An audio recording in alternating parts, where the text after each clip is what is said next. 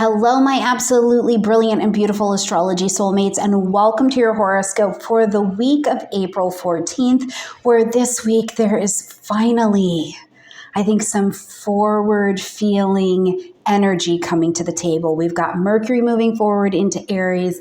Mars is going to blaze forward back into Leo, where it's also a lot more comfortable. It is back in bounds, so there is some real potential over there. And the Sun is going to move into Taurus, so we'll be welcoming Taurus season.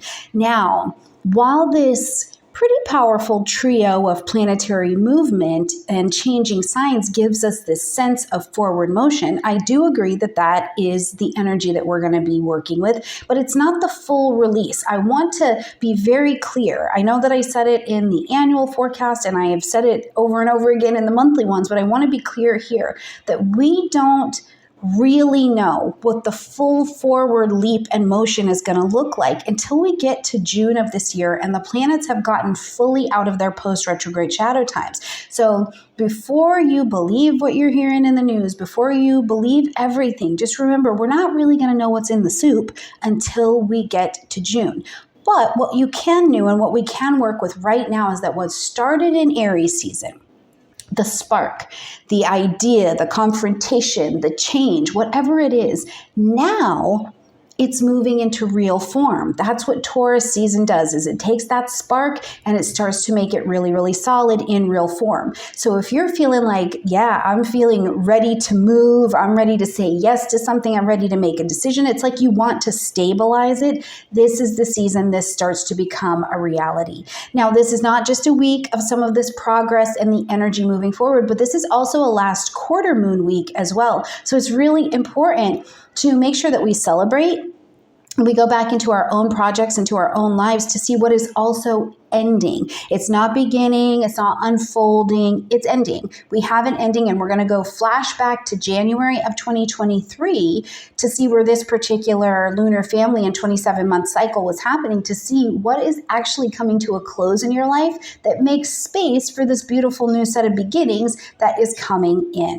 Now, before we jump in to see what the week has to offer, I am so honored to be going back to Astrology Hub this week, being the lunar guide for the month, also teaching my masterclass on the lunation cycles, and I would love for you to come with me. And right now, Astrology Hub has offered to the Stormie Grace crew a 50% off discount to join the inner circle, which means you can come into the beautiful community they have built, get the masterclass, come support me, come be with me while I do the lunation cycle. I'll be doing the new moon in Taurus and the full moon in Scorpio, and I have put together something so beautiful that I'm very proud of. So I would love to have you over there and be a part of your lunar astrological support system and have you be a part of mine as well. 50% off. Click in the description box down below and check it out. And last but not least, of course, I'm going to keep reminding you to please get your chart, because the best astrology is your astrology. That's also in the description box down below.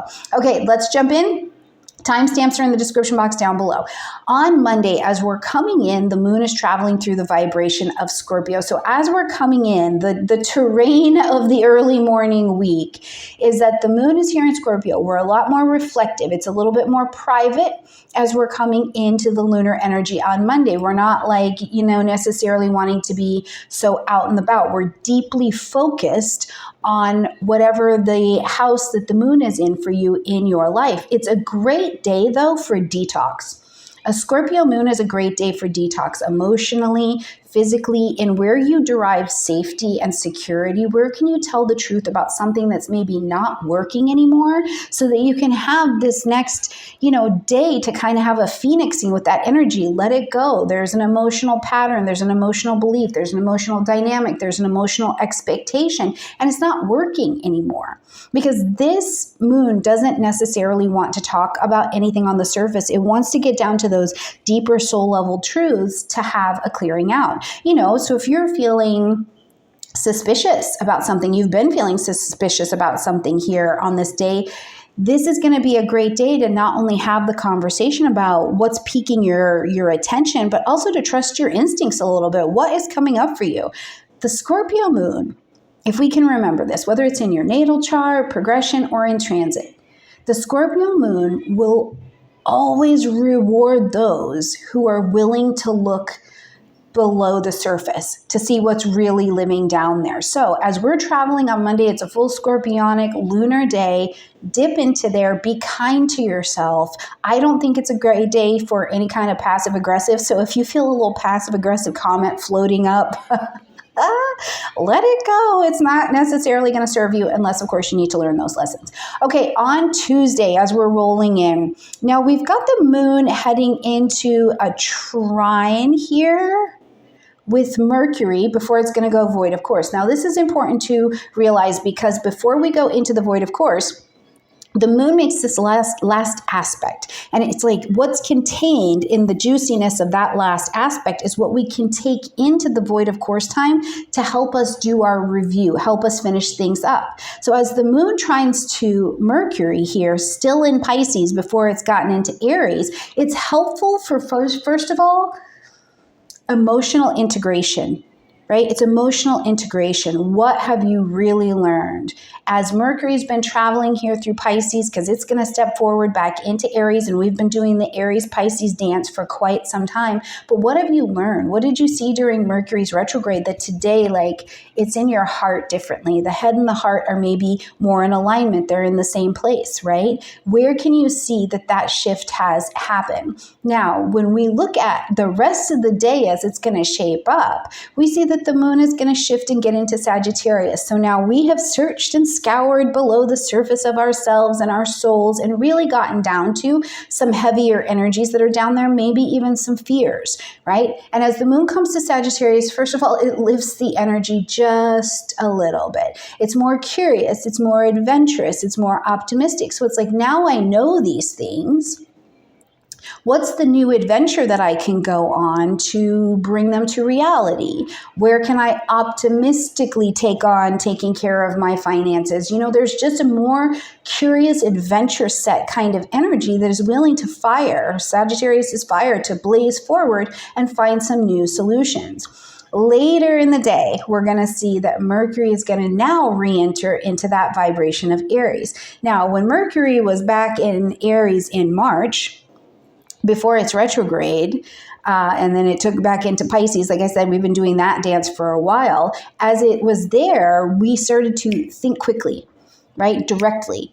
We were quicker, we were sharper, we were, right? Information was coming maybe even at us more quickly. And now as Mercury comes back into Aries, although it's not fully done with the post-retrograde shadow time, it is this energy where the mental fog starts to lift, not only because Mercury's moving out of water and moving into fire, but because Aries is direct, right? Aries is like, cut the shiitake. Cut the shiitake. We have decisions to make. We have words to say. So if you feel here that, you know, we get later in the day and your words are becoming more aggressive, or I would love to see them become more assertive, not necessarily aggressive, or you feel like, yeah, okay, I can solidly revisit this plan that I had to put down for a while because it was literally overwhelming me, or there was no place else for me to go. Now the energy might start pointing back to it, and you can revisit that plan that you had paused. Now, Mercury's coming back into Aries. We can be snappy. We can be snappy. We can rush into confrontation, you know, and the level of your consciousness and your soul lessons, the clarity and courage that you have around something will dictate how I think you're going to experience that. Okay, when we get to Wednesday the 16th, now we've got Mercury coming into a conjunction with Neptune. And this is really going to like rule the day. Now remember, the moon is over there in Sagittarius, so we're quite optimistic about it.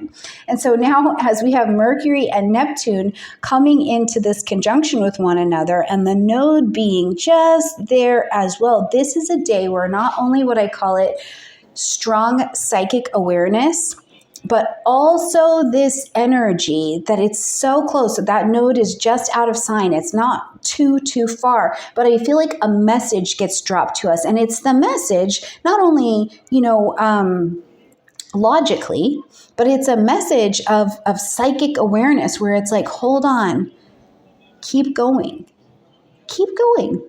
keep going. You're getting a spiritual download. You're like, it didn't work like that before because it needed to be like this. You know, you're just like getting the information coming from you, but it is telling you to move forward. That creative project you wanted to work on, creative writing, meditation, channeling, feeling like you're getting spiritual or informational downloads in some ways. Now, the challenge is that Neptune is Neptune, right? There can be confusion, or an idea that you have is not really grounded enough. So you kind of have to try to use Mercury in its fast critical thinking mode. But I really think that what feels like a dream, as long as it is a goal with a plan and you're up off your hiney taking some action, this can actually be a really good day for that kind of energy. I would not, with a Neptune Mercury conjunction, even in Aries, if you can avoid it. I wouldn't assume anything. Don't assume. Don't assume that you know. Don't assume that you don't know. And realize that really, especially in terms of some things in the media, some of the things you're seeing are an illusion. It's not what it's going to be when it finally lands. Okay, on Thursday, Mars enters into Leo. Oof. Okay. Come get me, you know, like we've been doing the Mars Cancer dance, and I think that we actually got quite used to it. We started to do very, very well. When Mars was dancing through Cancer, we really had to get clear about the desires, our emotional needs, the needs of our security, where we were going to have confrontation in order to get needs met and things like that. But let's not forget that Mars was already traveling through Leo before we started to do all of this Cancerian dance. So coming back, not only Mars out of Cancerian water where it can't go direct, because the planet has to get on board and act accordingly with the sign, and Cancer doesn't go directly at things. So Mars has been over here whipping and zipping. It's got its zigzag down perfection, okay? But now Mars getting into fixed fire is like, let me blaze this trail. Now, I think it's not only really powerful personally, but I do think collectively this is going to be a powerful shift in energy as well. One, because it's a forward-moving Mars, but it's also a lot more bold. It's a lot more expressive, and it's this vibration personally and collectively of I want to be seen. I want to be seen. I want to launch this thing out. This is an excellent time to launch a project. It's an excellent time to reclaim something around creative energy for yourself. It's an excellent time for you to be in the spotlight in the Leo area of your chart. But we have to remember, Mars is Mars. And it's not that it's bad, but Mars does have a shadow side where Mars and Leo can be massively egoic. Any sign can. Okay, this one's just a little bit more willing to put it out there. There could be a drama. This is fixed fire, the stubbornness. I'm not going to change. I'm not going to change directions. I'm not going to do this differently. So we want to watch for that too. So it's just to say that here on Thursday, let's say, you're feeling a little bit more re-energized. You know, it is Mars after weeks of being like, oh, I am feeling stuck. And now you suddenly want to really work on that thing. You want to move your body. You want to start this project. You want to do something out in the world. This is definitely that kind of energy. When Mars is not fully direct, which it's not out of its post-retrograde shadow time yet. It's just back forward into Leo. It's not the best time to initiate a battle, okay? It's not the best time to initiate a battle because typically if you are the initiator, you will be the loser as well. So you want Mars full on direct in its right kind of path. So I would say that on Thursday, great for passion, great for leadership, bold, big heart, all the Leotian words. Not for picking a fight, especially if it's one that is going to be really expensive to you, like at the cost of your ego. I don't know about you, but like few things hurt as much as getting my ego hit. So just to say that. Okay, Friday, we see the moon coming into a trine with the sun as the last aspect before it's going to go void. Of course, this is at 4:37 a.m. I don't know if I said about the last void, of course, but this is 4:37 a.m. Colorado Mountain Time, and it's going to go all the way until 7:10 a.m. Colorado time as well. But this last aspect of the moon in a trine to the sun is absolutely brilliant. It's very stable. It's a stable, productive day and energy. It feels beautiful. I mean, the trine between the moon and the sun, you know, the luminaries are in wonderful connection with each other. So as you're experiencing the early part of this day, just be with it. Just be with what you have learned, be with the adventure that you have been on. Just after that, we're going to see that the moon shifts into Capricorn, which is bringing more stability. So Friday is a great day of stability. What I can say too for Friday is that I think this is an important phrase. Work on what matters, not what's keeping you busy. Okay, let me say that again. Work on what matters, not what's keeping you busy. If you're grounded in this is what actually needs to be done, as opposed to like the busyness and the noise around it that's not actually producing something for you that will help you be solid and stable, this is a better way to ground this portion of the week. Here's a really great example. Right? Like I'm going to give you two examples. So first of all, let's start in the home. So it's like, okay, I need to clean the kitchen, but there's also, I could be cleaning behind the toilet. I also could be finding all the missing socks. But what's most immediate is that I need to do the dishes because we're going to get bugs, or you know what I mean? Like, you look at the primary thing that needs to be done. In business, what is the primary thing that needs your attention? Because it might be cool to redesign your logo and make sure that those colors are just perfect the way you like. But if your business isn't making any sales, the sales is what needs your absolute attention. Work on what matters, not what's keeping you busy. Okay. On Saturday, Taurus friends, it's our time. It's our time. We made it. Happy birthday, Taurus! And happy birthday to the Taurus area of your chart. This is the sun moves into Taurus, bringing in light, heat, life, and vitality. Brilliant midday transit to have 12:55 p.m. This is going to be mountain time. As the sun moves into Taurus, it's earthy, it's sensual, it's stable, it's enduring. So after we've had this Aries season and we look at how the signs work together to carry our seasons, Aries is the spark, and it's not just any spark. It's the spark that starts it all. It's the first sunset. Then Taurus invites us to slow down, take the spark, because Aries got bored already. Aries was like, here's your spark. I got to go spark something else, right? Now, Taurus is going to take that spark and embody it. Slow down. Build intentionally, build simply, work on what matters, reconnect to how does this thing become sustainable? It's sustainable in my energy, and I get to be soft and sensual while I'm working on its sustainability. How does this make money? What's the value of this thing? You know, Taurus, we laugh at the Taurus energy because Taurus is always depicted as eating something, but it's true. When you think about it, that's the question Taurus is asking, is like, is this resource edible? Can this sustain life? Okay, can this sustain life? Can this bring beauty? Can this bring joy? Right? All of those things, beauty, food, nature, pleasure, sensuality, they all come center stage to take this spark and shape it into a little something. So happy birthday, Taurus friends. Let me know in the comment section down below which house Taurus season is lighting up for you. For me, it's 9th house. I'm a 9th house Taurus sun. Then after that, we're going to see that Mars comes into a trine with Neptune in Aries. So we've got Mars over here back in fire, in a fire trine with Neptune, who's in Aries, the sign that it rules. So this is inspired action, right? Okay, because Taurus is really not over here like on the fire. It's not. We're going to build it, and they're going to come, and it's going to be great, and it's going to taste good, and yeah, God damn it, it's going to look good too. But a little inspired action does go a long way. And with Neptune, Mars, it's not just here. It's not just a logical thing that's happening. Like, something in me wants to initiate and wants to move and wants to do things, but I'm doing it with a lot of purpose.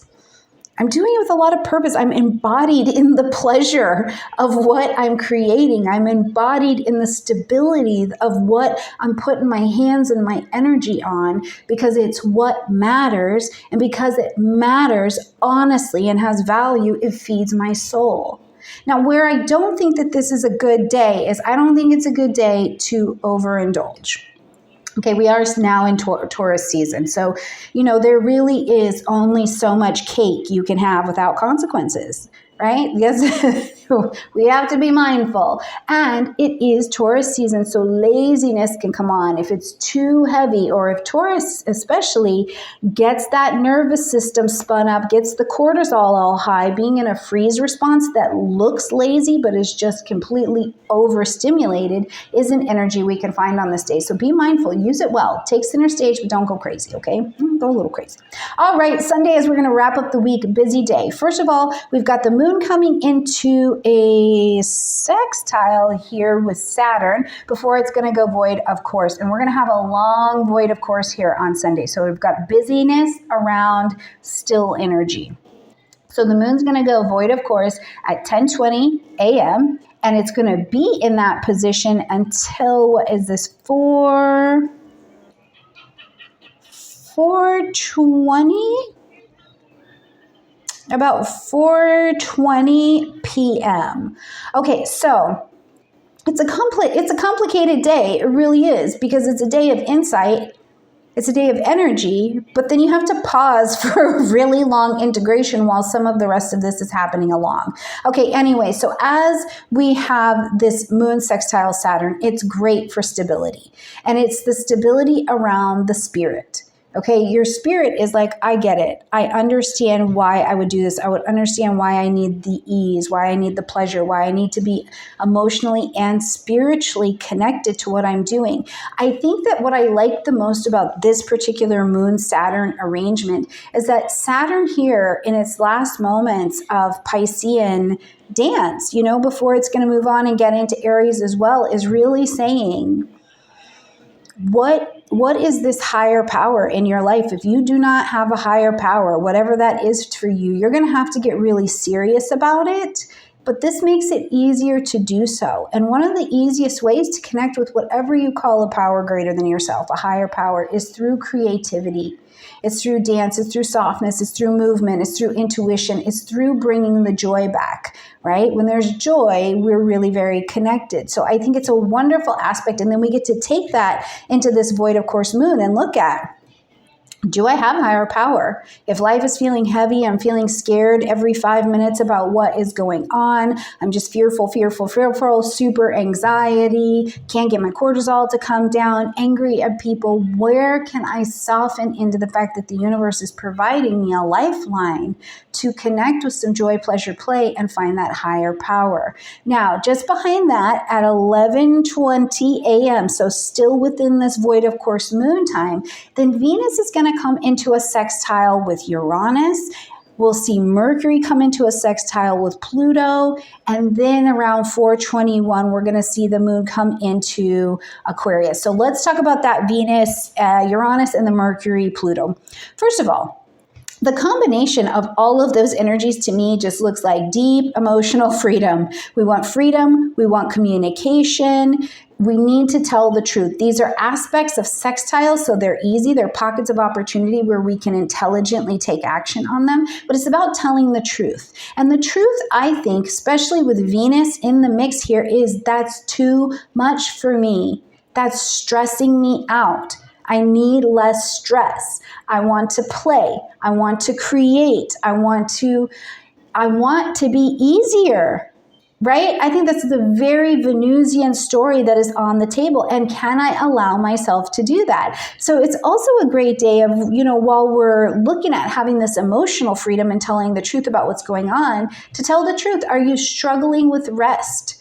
Are you struggling with ease, with pleasure, with play? When's the last time you just got on the ground and enjoyed resting? Or when's the last time you even sat down and read a book without guilting yourself into any kind of drama? Or are you looking to be busy all of the time instead of being soft and allowing that softness to come in. So whatever it is, don't be afraid to tell the truth under these aspects, because they're creating a pathway for you to be able to have the freedom you want by literally saying what it is that you want. The world around you is changing. There is so much more space for your softness and your creativity than maybe you have realized. Now, then we see the moon move into Aquarius, and we're going to move from having all of this earthiness to now we're even thinking different.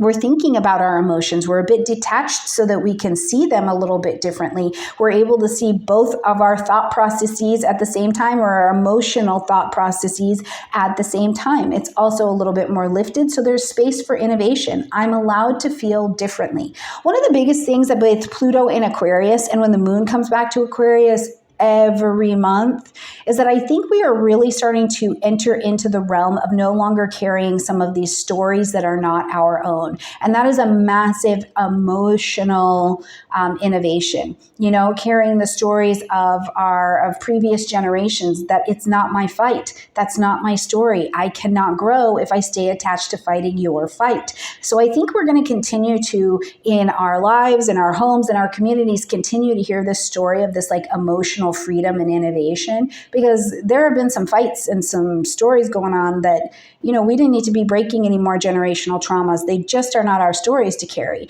And I think we're going to continue to hear that. Now, later in the day, as we're getting into the evening, the moon's moved into Aquarius. Now we're going to see the sun come into a square with Mars. Okay. Now, the sun and Mars have both recently moved, so they've got a little chutzpah in them. However, as they come together in a square, it's like you're being squished. Something is making you feel like you're being squished, which can cause an irritation, and it can make it feel like I need to assert myself and I need to go to battle here. So it can be a battling energy. No matter what, that square wants you to do something. We're going to take an action one way or another. So one of the things I would invite you to, at least, is this idea of participating in figuring out what it is. Be detached a little bit, right? The moon is in Aquarius. You have a little bit of detachment from your feelings today. What is it? What has got you so piqued? What happened here? Did somebody say something and it seems like it's seemingly unrelated to you, but if somebody is saying something and it piques you, that is something for you to take a peek at, right? That's something for me to take a peek at. That is where my deep talk, or the ending of a cycle I've been living in that is I haven't even been conscious of, can come to the surface with a fair amount of truth. And I think that's a real benefit, because, you know, right behind that, we're going to have the last quarter moon happening at 1 degree of Aquarius, and this is going to be at 6:37 p.m. Now, the last quarter, again, it's not when something is, you know, it's not unfolding, it's ending. We've done it. We go back to January 21st of 2023. You planted your seeds of intention under the new moon in Aquarius. What was happening? What did you plant there? What were you asking to come in? Go to the Aquarian area of your chart. What was it? What did you ask to start at that particular time? Then when we got to October 22nd of 2023, this is where we had the first quarter moon. And this one was actually at 28 degrees of Capricorn. So just out of sign, but very, very much so in an applying conjunct space. So at that time, what were you building? And maybe because it's Capricorn energy, you weren't just building something, you had to start building something. It wasn't like a continuation. You had to start something fresh, brand new, and you were building it at that time. People, places, and things are falling out of your life really quickly because they don't match the vibe anymore, right? What was that for you? Then we get to July 21st of 2024. Now we've got a 29 degree Capricorn full moon. And this is where we were being asked to pivot on what we had started January of 2023. We've also been asked to pivot into what we built there in October. So what were you pivoting? What was ending? What were you going, okay, I'm going to let go of these things, but I'm going to bring these things in now, or I'm going to continue on this particular direction. Now, whatever those things were in those houses of your chart, as we're here in April, they're done. they're done. It's closure. You're getting the recognition for whatever it is that you did or you built, but it is coming to its completion. And I think that that's something sacred to be paying attention to, on this particular day, because some of those things, especially with Pluto being right here in Aquarius, right? It's going to be just a couple degrees, just 2 degrees away. Might as well be going ahead and be conjunct. Friendships may be ending, networks, groups, of course, collectively. The collective progress is changing into a different direction. Causes, you may be more detached from old stories that you had started building and constructing, and now you're like, no, that's not the thing anymore. Maybe you want to be in a different village. Maybe some of you really want to be in a different village. You're like, I'm moving to Spain, right? Or you're like, I'm moving to Croatia. I'm going to Georgia, right? Whatever it is, just realize that the ending is on time. And this particular 27-month cycle is really personal to you and your chart. So this idea, though, of a community path that you felt was the right thing before, or you were really passionate about it, you're like, this is the thing I'm going to do. Now you might be going, this is the final evolution of that. This is not really it. And for those of you who are experiencing that, whether it be in a marriage, with your money, in a class, in a profession, I just want to say to you that completion does not equal failure. And I really just want to offer that as an invitation, because it's just time for the thing to be done, but it doesn't mean that you failed. It means that today you can acknowledge that the energy of it is done. All right, my absolutely beautiful friends, I hope you have a great week. I hope you are listening to these transits, and again, you have your own chart so you can really weigh it against that. If you don't know how to find these transits in your chart, I'll put a video at the end on how to track these transits in your chart. And if you really want to know even more about transits, come and take the transits class with me at GAFA, where I teach you to read, write, and speak the language of astrology so that you can have your very best astrology, because it's your astrology. All right, beautiful friends, I love you. Have a great week, and I'll see you next time.